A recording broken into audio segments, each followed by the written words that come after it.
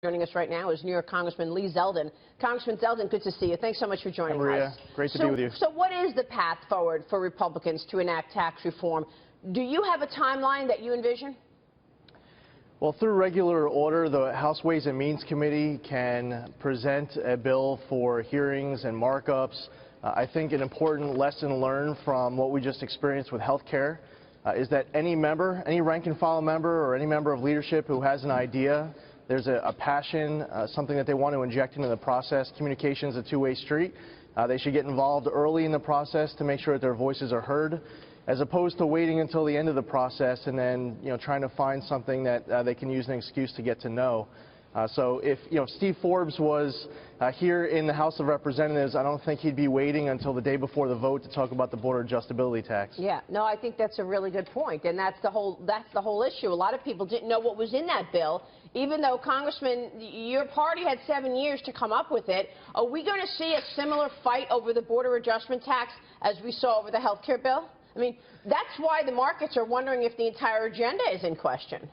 Well, two things I would say. First, with regards to the health care bill, it was just over 100 pages. This was a process that started at the beginning of 2016. Leadership had open forums for any member of the House to participate in. It was part of the Better Way agenda. There was really no reason for anyone to be blindsided by any of this at the end of it. As far as the border adjustability tax, that conversation has started already. You have individuals who maybe they have an issue with the fact that 85% of seafood is imported. How is that impacted by the border adjustability tax when you can't really get that seafood from inside the United States? Okay. Part of this has to do with where does the corporate income tax rate be? Because if you are a net exporter, you would support the border adjustability tax. If you're a net importer, you won't. But if you're a net importer and your corporate income tax is going from 35 to 20, for some net importers, they might be a little bit more in favor of it. So there are a lot of other pieces unrelated to the border adjustability tax that factors into this, regardless of whether you are an importer or an exporter. But Congressman Steve Forbes here, why in the world would you bring up a tax that's been untested, that's going to hit working Americans, going to raise the price of a typical car or truck over $2,000, raise the price of gasoline? Why in the world would you do something like that? Why are you such slaves to the CBO, Congressional Budget Office, and why not just do a straight vanilla tax cut? Instead of putting in a tax that's going to cause huge political problems and divide the base of the party. Not what you need right now. Well, something I learned attending a Steve Forbes for President kickoff at the Waldorf when I was in college was not to debate Steve Forbes on tax reform. It's just really important that for members to be able to get the impact of where $100 gets spent for that net importer. There are supply chain issues where someone might be an exporter, but part of their supply chain, some of the products they use to manufacture from out of the country. So I'm actually someone who's approaching this with a very open mind. I want to learn everything about it now, and I don't want to wait till the last minute so that the final product that we have is not only good, it's also a good policy that gets the 216 votes. But can't you see the ads the Democrats are going to run against you, raising price for consumers and giving big tax breaks to Boeing and GE?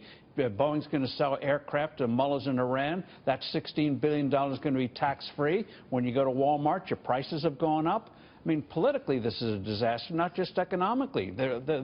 Why go into something so uncertain?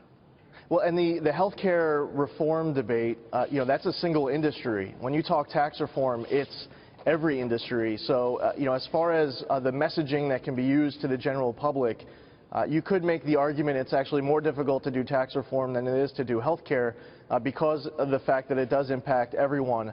So I think that you do need to address... So why complicate it unnecessarily with a brand new tax that's never been tried, that was invented by a leftist economist in Berkeley, for crying out loud? Yeah, I guess you definitely would have to have someone on the show on the Ways and Means Committee who is a staunch defender of it. Well, we had Kevin Brady on yesterday, and he was terrific in terms of laying out a timeline.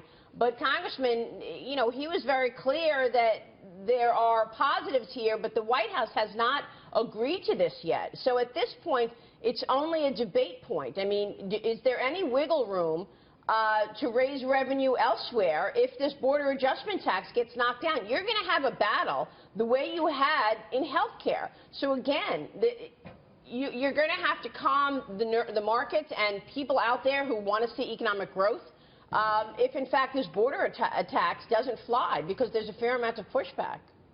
Yeah, and there really needs to be. I mean, last week, the House was completely consumed with health care. The week before that, same thing. As we come back to the Capitol today, this would be a really good week for everyone to be able to talk to each other, ask the questions you need to ask, because if having that component of it means that you can't get to 216 votes, then you're at a similar situation of what you had with health care, but on the flip side, where it's not the Freedom Caucus with the holdouts, but it happens to be part of the minority is the rest of leadership and those advocates for border adjustability. So I approach this with an open mind. I want to hear everyone out. But at the end of the day, it's not just a good policy, but it's a good policy that could get to 216. Yeah, Mitch, Rochelle, I mean, and the issue is are they going to be able to get this done in the timeline? Border adjustment tax is going to be the big issue, and the interesting thing about it is that a lot of it's predicated on the dollar getting stronger. And the problem with the dollar getting stronger is it actually has a negative impact on corporate earnings, because half of the S&P 500 is earned overseas. So it's not just, Steve, to your point, the John Q. taxpayer who's upset about it. It's actually multinationals aren't thrilled with it either. And asset prices, it's going to skew all of that unnecessarily. And I also think from an optics perspective, we're going to be in big trouble unless they make some moves forward, because this is going to impact confidence.